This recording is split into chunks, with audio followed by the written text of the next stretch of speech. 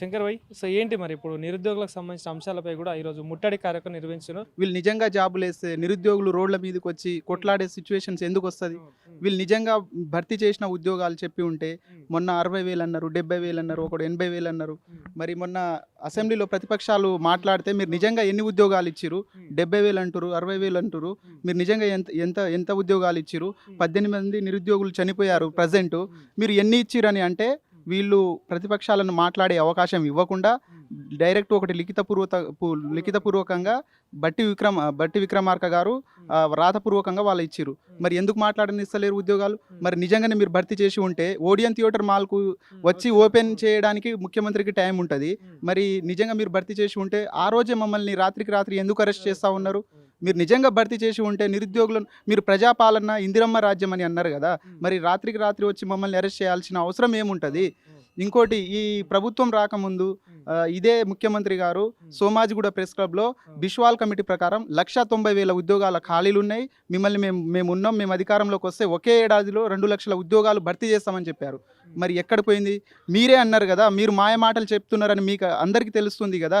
మొన్న అసెంబ్లీలో నిన్ననే వాళ్ళు బీఆర్ఎస్ వాళ్ళు అడిగితే వీళ్ళు 16,000 మేము భర్తీ చేశాం మా గవర్నమెంట్ వచ్చిన తర్వాత అన్నారు. మరి మీరు సమాజానికి ఏ విధంగా భ్రష్టు పట్టిస్తున్నారు? మాయ మాటలు చెప్పి, దొంగ మాటలు చెప్పి, యూత్ డిక్లరేషన్ పేరిట నిరుద్యోగ భృతి అని చెప్పి, రాజీవ్ యువ వికాసం అని చెప్పి బడ్జెట్లో కేటాయిస్తున్నారు. మరి ఆ అమౌంట్ మొత్తం ఎక్కడికి వెళ్తుంది? ఎవరి జేబులోకి వెళ్తుంది?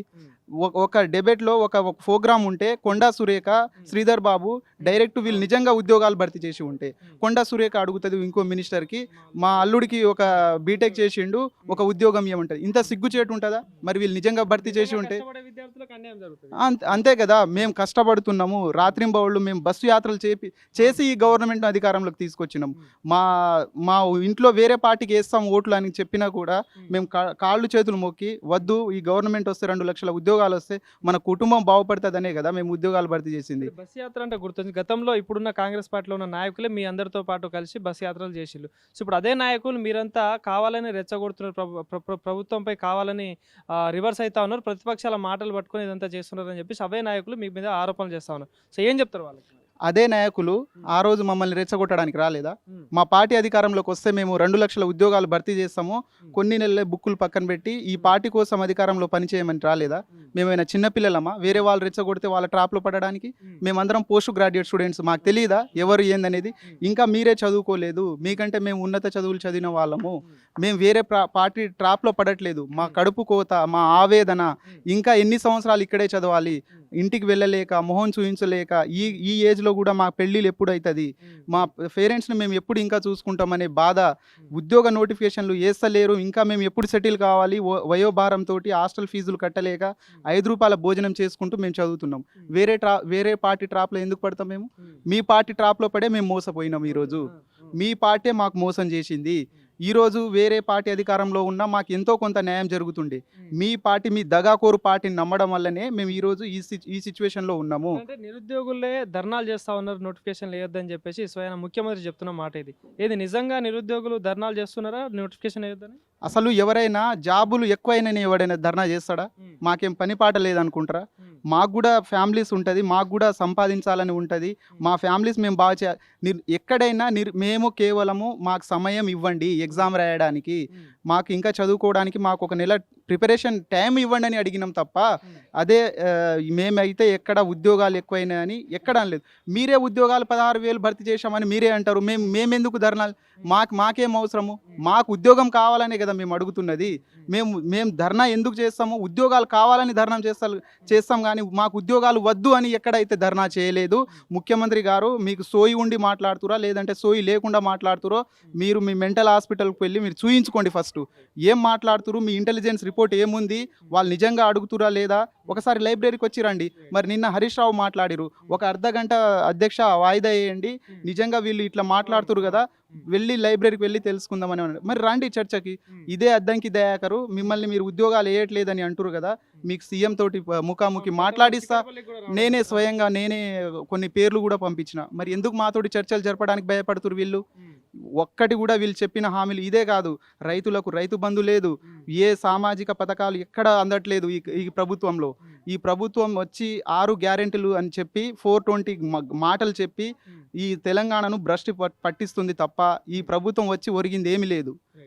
సో అంటే ఏదైతే గతంలో కొన్ని రోజుల క్రితమే రాహుల్ గాంధీ అంటే ఒక నెల రోజులు అనుకుంటా మాక్సిమం తెలంగాణకు రావడం జరిగింది, వికారాబాద్ రావడం జరిగింది. సో గతంలో ఇదే రాహుల్ గాంధీ చిక్కడపల్లి లైబ్రరీకి వచ్చి మీకు హామీ ఇవ్వడం జరిగింది. సో అంటే నిరుద్యోగుల సమస్యలు కనిపించట్లేవా వీళ్ళకి అంటే ఏం చెప్తారు? మరి వీళ్ళ రాహుల్ గాంధీ వీళ్ళు వచ్చి 70,000 ఉద్యోగాలు ఇచ్చామని చెప్తున్నారు కదా. ఇదే చిక్కడపల్లి లైబ్రరీకి వచ్చి టీ తాగి వెళ్ళారు కదా. మరి అక్కడ వచ్చి ఎందుకు మాట్లాడలేకపోతున్నారు? వీళ్ళు నిజంగా భర్తీ చేసి ఉంటే ఎన్ని ఉద్యోగాలు భర్తీ చేసిరు? అసెంబ్లీ సాక్షిగా ఒక వైట్ పేపర్ రిలీజ్ చేయండి. మీ ప్రభుత్వం ఏ ప్రభుత్వము ఆర్థిక శాఖ ఆమోదించదే గవర్నమెంట్ నోటిఫికేషన్ ఇవ్వదు. మరి మీరు ఎందుకు భయపడుతున్నట్టు? మరి ఇక్కడికే వచ్చిన ముఖ్యమంత్రి మీరు ఉద్యోగాలు వేసినామని అంటారు కదా, మీకు సన్మానం చేస్తుంటే మీరు లైబ్రరీకి వచ్చి ఉంటే మరి మీరు అరెస్టులు భయపడి అరెస్టులు చేయాల్సిన అవసరం ఏముంటుంది పోలీసు వాళ్ళతోటి? ఇది అంతా రాహుల్ గాంధీ. అదే రోజు మేము కాంగ్రెస్ నిరుద్యోగ బాకీ కార్డ్ అని ప్రోగ్రామ్ కూడా పెట్టుకున్నాం. రాహుల్ గాంధీ వచ్చిన ప్లేసు అన్ని నిరుద్యోగులు బాకీ కార్డ్ అని పెట్టినాం. మీరు నిజంగా రాహుల్ గాంధీ ఎక్కడో వస్తుండు, మమ్మల్ని ఆ రోజు కూడా అర్ధరాత్రి 1 గంటల వరకే మమ్మల్ని పోలీస్ స్టేషన్ తీసుకుపోయి అరెస్టులు చేసిరు. మరి ఎందుకు భయపడతా ఉన్నారు? రాహుల్ గాంధీ వచ్చి ఈ గాంధీల మాటలు నమ్మే మేము మోసపోయినాము.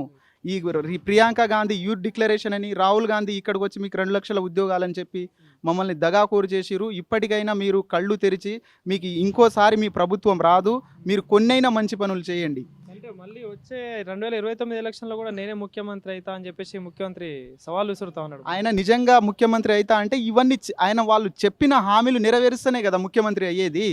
ఏ ఒక్క హామీ నెరవేర్చకుండా ముఖ్యమంత్రి అవుతా అంటే ఎట్లా అవుతాడు? మరి ఇదే కాంగ్రెస్ పార్టీ తెలంగాణ వచ్చాక 2 టర్మ్ ఎలక్షన్ జరిగింది. మరి ఎందుకు రాలేకపోయింది? వాళ్ళ కార్యకర్తల ద్వారా అయితే ఈసారి అసలు రాలే. మా నిరుద్యోగుల ద్వారా మేము బస్సు యాత్ర చేసి ప్రజల్ని చైతన్యవంతనం చేస్తేనే ఈ పార్టీ అధికారంలోకి వచ్చింది. మరి అప్పుడు ఎందుకు రాలేకపోయారు? ఈరోజు సీఎం అంటే ఏదో బారికేడ్లు పెట్టి పోలీసులను ఉండి బహిరంగ సభలలో ఉంటే కుదరదు. రేవంత్ రెడ్డి గారు, మీరు మాతోటి ముఖాముఖి చర్చకు రండి. గ్రౌండ్ లెవెల్లో ప్రజల్లో ఏమనుకుంటారు మీ పార్టీ గురించి మస్తు చెప్తాడు. ఏ రాజకీయ నాయకుడైనా రేపు నేనే, ఇప్పుడే కొత్త పార్టీ అయినా రేపు నేనే అధికారంలోకి వస్తా అని పగటి కలలు అంటాడు. అంత సినిమా లేదు మీకు. మీరు నిజంగా గ్రౌండ్ లెవెల్లో ఏం జరుగుతుందో మీరు తెలుసుకోండి, మీ తప్పులను సరిదిద్దుకోండి. ఇప్పటికైనా కళ్ళు తెరిచి ఇంతమంది నిరుద్యోగులు చనిపోతూ ఉన్నారు, వాళ్ళ అమ్మ నాన్న కడుపు కోత తీరనిది. ఇప్పటికైనా ఉద్యోగ నోటిఫికేషన్లను విడుదల చేయాలని డిమాండ్ చేస్తున్నాం. లేదంటే కర్ణాటక తారాలో ఏ విధంగా అయితే అయిందో, నేపాల్లో జంజీ ఉద్యమం ఏ విధంగా అయితే అయిందో ఆ సెగ మీకు తగలక తప్పదు. మీ ప్రభుత్వం వచ్చే అసెంబ్లీ ఎలక్షన్లో మాత్రం కుప్పకూలడం ఖాయం.